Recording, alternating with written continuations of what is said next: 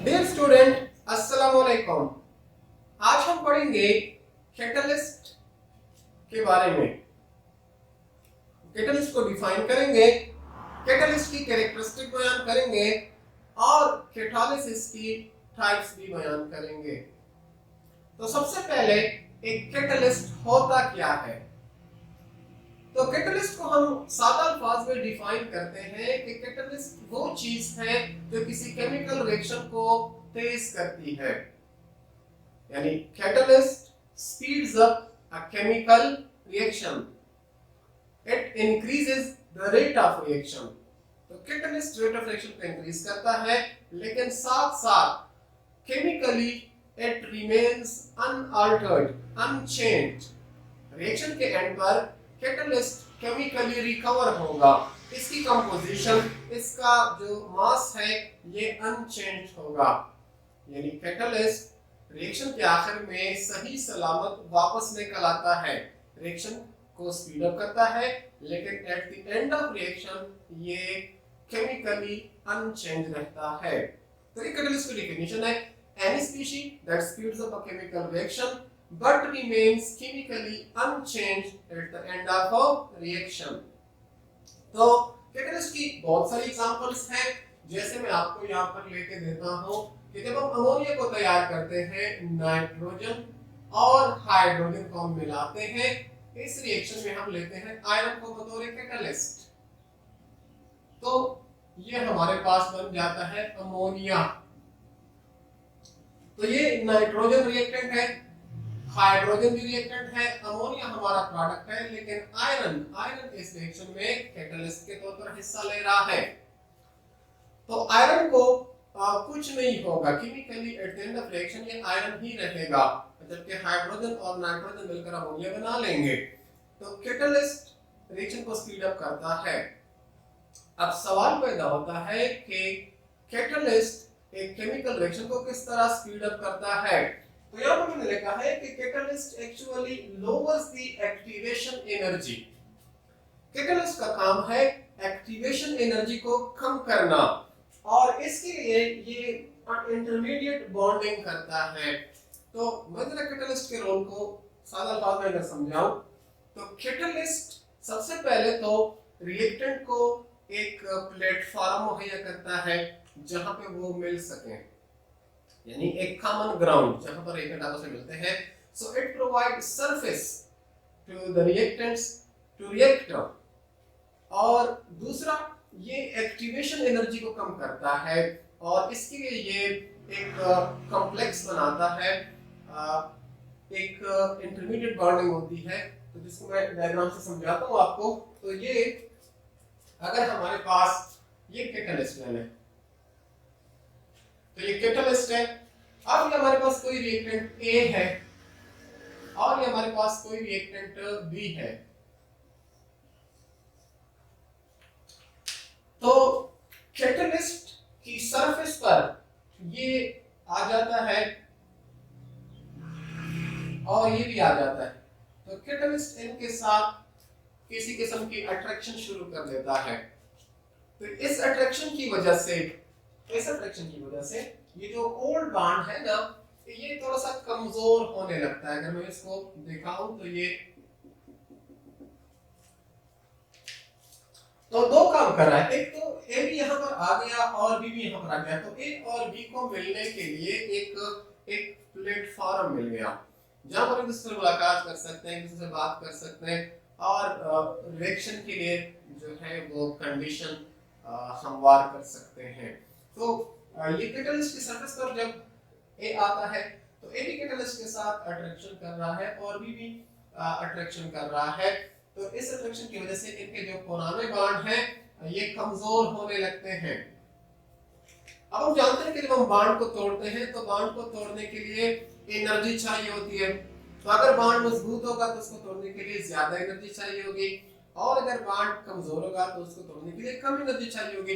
सो इस नई अट्रैक्शन की वजह से ये पुराना बॉन्ड थोड़ा सा क्या हो जाएगा, ये कमजोर हो जाएगा। ठीक है ना। तो जब ये कमजोर हो जाएगा तो अब इस बॉन्ड को भी तोड़ने के लिए और इसको भी तोड़ने के लिए कम एनर्जी चाहिए। सो हमने कहा कि catalyst lowers the activation energy. तो एक्टिवेशन एनर्जी क्या है, हमने थोड़ा सा पढ़ा है इसके बारे में इस चैप्टर में कि जब आप रिएक्टेंट्स को प्रोडक्ट में कन्वर्ट करते हैं तो रिएक्टेंट की होती है एक एवरेज काइनेटिक एनर्जी, और अगर एक्सोथर्मिक रिएक्शन है तो प्रोडक्ट की काइनेटिक एनर्जी वो कम होगी, एवरेज काइनेटिक एनर्जी वो रिएक्टेंट से कम होगी। लेकिन फिर भी रिएक्टेंट डायरेक्टली प्रोडक्ट में तब्दील नहीं होते, हमने कहा था कि डायरेक्टली तब्दील नहीं होते, बल्कि रिएक्टेंट प्रोडक्ट में तब्दील होने से पहले इनको कुछ एडिशनल अमाउंट ऑफ एनर्जी चाहिए होते हैं। ये जो एडिशनल अमाउंट ऑफ एनर्जी है इसको हमने कहा था एक्टिवेशन एनर्जी। तो ये जो रिएक्टेंट के मॉलिक्यूल है इनको कुछ एडिशनल अमाउंट ऑफ एनर्जी चाहिए ताकि ये एक्टिवेट हो सके, और इस एनर्जी को कहते हैं एक्टिवेशन एनर्जी। तो अगर ये एक्टिवेशन एनर्जी, अगर ये पहाड़ इसकी ऊंचाई अगर ज्यादा है तो कम मॉलिक्यूल ऊपर चढ़ने पर आमादा होंगे, तो रेट ऑफ रिएक्शन कम होगा। अगर एक्टिवेशन एनर्जी ज्यादा होगी रेट ऑफ रिएक्शन क्या होगा, कम होगा। क्योंकि अगर ये एक्टिवेशन एनर्जी ज्यादा है तो एवरेज काइनेटिक एनर्जी और इसके दरमियान अगर डिफरेंस ज्यादा है तो बहुत कम मॉलिक्यूल इस डिफरेंस को पार कर सकेंगे, लिहाजा कम मॉलिक्यूल एक्टिवेट होंगे। जब कम मॉलिक्यूल एक्टिवेट होंगे तो कम प्रोडक्ट बनेगा, रेट ऑफ रिएक्शन क्या होगा, स्लो होगा। लेकिन अगर किसी तरह इस पहाड़ की ऊंचाई कम कर दी जाए, ठीक है ना, अब ये पहाड़ इसको मैं छोटा करके इतना लाता हूं, ठीक है ना, तो जब पहाड़ की ये ऊंचाई कम हो जाएगी तो ज्यादा लोग ऊपर जाने पर आमादा होंगे। हाँ ये तो इतना ऊंचा पहाड़ नहीं है, यहाँ पे तो मैं चढ़ सकता हूँ। जब पहाड़ बहुत ऊंचा था बहुत कम लोग हिम्मत कर रहे थे ऊपर जाने की, अब चूंकि पहाड़ की ऊंचाई कम हो गई है तो अब ज्यादा लोग जा रहे हैं ऊपर। तो जब ज्यादा लोग ऊपर जाएंगे तो मतलब ज्यादा मॉलिक्यूल एक्टिवेट होंगे, जब ज्यादा मॉलिक्यूल एक्टिवेट होंगे तो रेट ऑफ रिएक्शन बढ़ जाएगा। So this is activation energy जो कि लोअर करती है। किस तरह लोअर किया, तो यहाँ पे हमने पढ़ा कि कैटलिस्ट एक इंटरमीडिएट सी बॉन्डिंग करता है, एक अट्रैक्शन करता है, इनको एक तो प्लेटफॉर्म देता है मिलने के लिए। इंटरमीडिएट बॉन्डिंग से ये पुराने बॉन्ड कमजोर हो जाएंगे, अब इन बॉन्डों को तोड़ने के लिए कम एनर्जी चाहिए, तो ये बॉन्ड आसानी से टूटेंगे, कम एनर्जी, मतलब एक्टिवेशन एनर्जी क्या हो गई है, कम हो गई है। तो एक्टिवेशन एनर्जी जब कम हो जाएगी तो रेट। अगला पॉइंट जिसको मैं यहाँ पे एक्सप्लेन करना चाहता हूँ ये है कि catalyst is chemically recovered at the end of reaction. Chemical reaction के आखिर में हमने पहले भी पढ़ा कि कैटलिस्ट अनचेंज रहता है, यानी ये तब्दील नहीं होता, केमिकली इसकी कंपोजिशन चेंज नहीं होती। इवन अगर ये रिएक्शन में हिस्सा ले भी तो भी at the end of reaction ये दोबारा खुद को रिकवर कर लेता है। तो इसके एग्जांपल के लिए यहाँ पे मैं आपको बेंजीन के एग्जांपल दे रहा हूँ। तो बेंजीन जब नाइट्रिक एसिड के साथ रिएक्शन करता है तो इस रिएक्शन में H2SO4 बतौर कैटलिस्ट यूज होता है, तो नाइट्रोबेंजीन बनता है, साथ में वाटर का मॉलिक्यूल भी बनता है। अगर इसके मैकेनिज्म में मैं जाऊं तो असल में नाइट्रिक एसिड पैरा स्टेप में मिलता है सल्फ्यूरिक एसिड के साथ। तो ये सल्फ्यूरिक एसिड जो है इसका H और इसका OH मिलकर वाटर बनाते हैं, साथ में ये हमारे पास इलेक्ट्रोफाइल बन जाता है NO2 पॉजिटिव और ये HSO4 नेगेटिव। तो मतलब सल्फ्यूरिक एसिड टूट गया, इसके आयन बन गए। अब जब नाइट्रो ग्रुप अटैच होता है बेंजीन के साथ, ठीक है ना, ये NO2 बन जाएगा यहाँ पे। अब ये जो हाइड्रोजन बेंजीन का ये निकल जाएगा, ये जगह खाली छोड़ दी है इसने, तो जब ये खाली जगह छोड़ देगा ये हाइड्रोजन यहाँ से निकल जाएगा। तो फाइनल स्टेप में जो सल्फ्यूरिक एसिड से बना था HSO4 ये दोबारा ये प्रोटॉन लेगा और दोबारा H2SO4 बन जाएगा। तो रिएक्शन भी कंप्लीट हो गया और हमारा कैटलिस्ट भी रिकवर हो गया।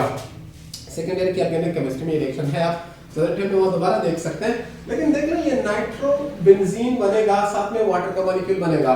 लेकिन स्टेप वाइज हमने देखा कि पहले स्टेप में सल्फ्यूरिक एसिड हिस्सा लेता है, ये एक वाटर का मॉलिक्यूल बनता है इससे, और ये जो NO2 है ये बतौर इलेक्ट्रोफाइल रिलीज हो जाता है, साथ में HSO4 आयन बन जाता है। अब सेकंड स्टेप में ये NO2 जो है ये अटैच हो जाता है इस बेंजीन रिंग पर। तो जब ये इस रिंग पर अटैच हो जाता है तो यहाँ पर पॉजिटिव चार्ज पैदा होगा। इस पॉजिटिव चार्ज खत्म करने के लिए इस हाइड्रोजन के इलेक्ट्रॉन हम यहाँ ले आएंगे, तो इस हाइड्रोजन को आजाद कर देंगे, ये प्रोटॉन। तो ये प्रोटॉन वही है जो हमने कर्जा लिया था सल्फ्यूरिक एसिड से, तो अगर सल्फ्यूरिक एसिड को हम अपना कर्जा वापस कर देंगे तो वो रिस्टोर हो जाएगा। तो a catalyst is recovered chemically at the end of a reaction। हाँ, फिजिकली डैमेज, इसका मतलब क्या है, एक कैटलिस्ट केमिकली तो रिकवर हो जाता है लेकिन फिजिकली वो जरूर डैमेज होता है। यानी उसका रंग रूप खराब हो जाता है, उसका कलर चेंज हो सकता है, उसकी सरफेस अगर पहले स्मूथ हो तो वो रफ हो सकती है, तो फिजिकली डैमेज हो जाता है, लेकिन chemically at the end of reaction क्या हो जाता है, ये रिकवर हो जाता है। जब रिएक्शन में हिस्सा लेता है, हीट होगी, सॉल्वेंट्स होंगे, तो सारी बात है कि ये इसके रंग रूप को खराब करेंगे, लेकिन केमिकली ये अनचेंज होता है। नेक्स्ट हमारे पास है कि catalyst are usually required in small amount. Catalyst अमूमन बहुत कम मिकदार में रिक्वायर्ड होते हैं, ठीक है ना। जैसे आप H2O2 का जो रिएक्शन है, H2O2 जब ये ब्रेकअप होते हैं, इससे H2 और O2 बनता है, इसमें प्लैटिनियम बतौर कैटलिस्ट इस्तेमाल होता है। तो 1 ग्राम आप प्लैटिनियम से, अगर आप प्लैटिनियम ले लें 1 ग्राम, तो उससे आप कई लीटर्स, बहुत से लीटर्स आप हाइड्रोजन हासिल कर सकते हैं। तो usually catalyst is required in small amount. कुछ रिएक्शन में लार्ज अमाउंट में भी होता है, बहुत कम रिएक्शन ऐसे हैं, जैसे ऑक्सीजन की तैयारी हम करते हैं 2KClO3 से, तो इससे 2KCl + 3O2 बनता है। तो इसमें जो मैंगनीज का ऑक्साइड होता है, ये बतौर कैटलिस्ट इस्तेमाल होता है, तो ये लार्ज अमाउंट में रिक्वायर्ड होता है। अदरवाइज जो कैटलिस्ट होते हैं, they are required usually in very small amount. तो ये कैटलिस्ट की प्रॉपर्टीज में आखिरी जो मैं आप बयान करने जा रहा हूं, ये है कि ये स्पेसिफिक फॉर रिएक्शन होते हैं, यानी हर कैटलिस्ट एक खास रिएक्शन को करता है, उसको स्पीड अप करता है। और यूजुअली कैटलिस्ट जो है ये अगर चेंज करें तो इससे रिएक्शन पर बड़ा असर पड़ता है, इससे इवन प्रोडक्ट भी चेंज हो जाते हैं, उसका रूट ही चेंज हो जाता है। तो कैटलिस्ट हर रिएक्शन के लिए क्या होता है, स्पेसिफिक होता है। और जब हम एंजाइम की बात करते हैं, एंजाइम कैटालिसिस, तो एंजाइम क्या है? एंजाइम तो बायोकेमिकल कैटलिस्ट है, यानी वो कैटलिस्ट जो लिविंग सिस्टम में रिएक्शन को कैरी आउट करते हैं। तो एंजाइम जो है ये ज़्यादा स्पेसिफिक होते हैं और इस कमर्शियल कैटलिस्ट के मुकाबले में तो भाई ये स्पेसिफिक होते हैं। और यूजुअली कैटलिस्ट चेंज करने से रिएक्शन का रूट चेंज हो जाता है और उसका मैकेनिज्म चेंज होता है, तो प्रोडक्ट भी चेंज होता है। तो इस एग्जांपल में हम देख सकते हैं, ये अल्कोहल है, इथाइल अल्कोहल। अगर कैटलिस्ट एल्युमिनियम ऑक्साइड हो, इसकी मौजूदगी में आप इसको हीट करें तो ये डिहाइड्रेशन होगी, इससे वाटर रिमूव होगा और अल्कीन बनेगा, ठीक है ना। तो ये जो अल्कीन बनता है, ये अगर मैं आपको थोड़ा सा समझाऊं, ये अगर यहाँ पे OH कर दें, यहाँ पे H कर दें, तो ये रिमूव होगा, डिहाइड्रेशन होगी। तो जब डिहाइड्रेशन होगी, वाटर रिमूव होगा, तो प्रोडक्ट बनेगा अल्कीन, अनसैचुरेटेड, ठीक है। और अगर कॉपर को बतौर इसी रिएक्शन में थोड़ा सा चेंज करके मैं आपको एल्युमिनियम ऑक्साइड की जगह कैटलिस्ट कॉपर यूज कर ले, हीट कर ले, तो इससे अल्डिहाइड बनेगा। तो अल्कीन बनेगा या अल्डिहाइड बनेगा, डिपेंड करता है कैटलिस्ट पर, रिएक्शन क्या हो जाएगा, चेंज होता है। इसके अलावा हमने एंजाइम के बारे में पढ़ा है। एंजाइम जो है ये बायोकेमिकल कैटलिस्ट होते हैं। एंजाइम वो कैटलिस्ट है जो रिएक्शन को स्पीड अप करते हैं इन लिविंग सिस्टम। तो लिविंग सिस्टम में ये जो बायोकेमिकल रिएक्शन होते हैं, तो उनको ये स्पीड अप करते हैं। एंजाइम ज्यादा स्पेसिफिक होते हैं, यानी एक एंजाइम है जो कि ग्लूकोज को ग्लूकोज 6 फास्फेट में कन्वर्ट करता है, तो वो एंजाइम अगर आप नहीं यूज करेंगे तो वो रिएक्शन वाकया नहीं होगा। तो enzyme are more specific in nature. इसके अलावा एंजाइम जो है ये pH से और टेम्परेचर से बड़ा मुतासिर होते हैं। तो एंजाइम भी कैटलिस्ट है, लेकिन वो बायोकेमिकल कैटलिस्ट है। इसके अलावा catalyst does not change the position of equilibrium. Catalyst जो है ये इक्विलिब्रियम की पोजीशन पर या Kc की वैल्यू पर इस पर कोई असर नहीं डालता, क्योंकि जो रिएक्शन होता है फॉरवर्ड में और बैकवर्ड में, दोनों के लिए कैटलिस्ट क्या होता है, हम सेम यूज करते हैं। तो it speeds up both forward and backward reaction. तो एट द एंड ये इक्विलिब्रियम की पोजीशन को तो चेंज नहीं करता, लेकिन it helps in achieving equilibrium and A short interval, यानी ये इक्विलिब्रियम तक पहुंचने में हमारी मदद किस तरह करता है, रिएक्शन को स्पीड अप करता है, तो इक्विलिब्रियम जल्दी कायम हो जाता है। विदाउट कैटलिस्ट इक्विलिब्रियम जो है उसके कायम होने में ज्यादा टाइम लगेगा, कैटलिस्ट यूज करेंगे तो इक्विलिब्रियम जल्दी कायम हो जाएगा, लेकिन ये Kc की वैल्यू को चेंज। तो लेक्चर के इस आखिरी हिस्से में मैं बात करूंगा टाइप्स ऑफ कैटालिसिस के बारे में। तो कैटालिसिस जो है ये दो तरह का होता है, एक को हम कहते हैं होमोजेनियस कैटालिसिस और दूसरे को कहते हैं हेटेरोजेनियस कैटालिसिस। होमो का मतलब होता है सेम, जीनस कहते हैं फेज को। अब अगर रिएक्टेंट और कैटालिस्ट एक ही फेज में है, यानी रिएक्टेंट भी आपका गैस है और कैटालिस्ट भी आपके गैसेस हैं, या सारे लिक्विड्स हैं या सारे सॉलिड हैं, तो ये होमोजेनियस कैटालिसिस है। मैं अगर मिसाल लिख लूं इसकी, हमारे पास 2SO2 प्लस O2 और ये गैस है हमारे पास, रिएक्टेंट है, ये भी गैस है, और इसमें NO जो है ये गैस है, ये तो रिएक्टेंट इसमें होता है, इससे बनता है 2SO3 जो कि गैस है। अगर सारी गैसेस है, ये रिएक्टेंट है हमारे पास, ये गैसेस हैं, ये NO जो कैटालिस्ट है ये भी गैस है, और ये 2SO3 ये भी गैस। इसको कहते हैं lead chamber process. Sulphuric acid की तैयारी के लिए इस्तेमाल होता है लेड चैम्बर। तो उसमें ये सारे कैटालिस्ट हमारे पास, कैटालिस्ट भी रिएक्टेंट भी, ये सारे क्या है गैसियस स्टेट में है। अब इसी रिएक्शन को, ये सेम रिएक्शन है, इसको मैं हेटेरोजेनियस में पेश करता हूं, इसको कहते हैं कांटेक्ट प्रोसेस। तो कांटेक्ट प्रोसेस में ये 2SO2 प्लस O2 इसमें इस्तेमाल होगा वेनेडियम पेंटाऑक्साइड। अब यही रिएक्शन है, लेकिन इस बार मैंने कैटालिस्ट चेंज कर दिया है और कैटालिस्ट सॉलिड स्टेट में है, कैटालिस्ट सॉलिड स्टेट में है, बाकी चीजें गैसियस स्टेट में है।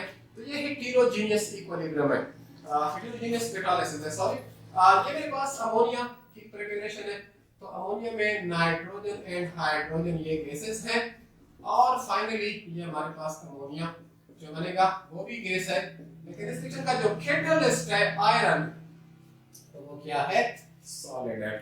तो अगर कैटालिस्ट और रिएक्टेंट्स ये सेम फिजिकल स्टेट में है तो इसको होमोजेनियस कैटालिसिस कहते हैं, और अगर इनका फिजिकल स्टेट डिफरेंट है तो इसको हेटेरोजेनियस कैटालिसिस कहते हैं। तो फाइनली एक समरी दोबारा, कैटालिस्ट वो तमाम चीजें हैं जो रेट ऑफ रिएक्शन को इंक्रीज करती हैं।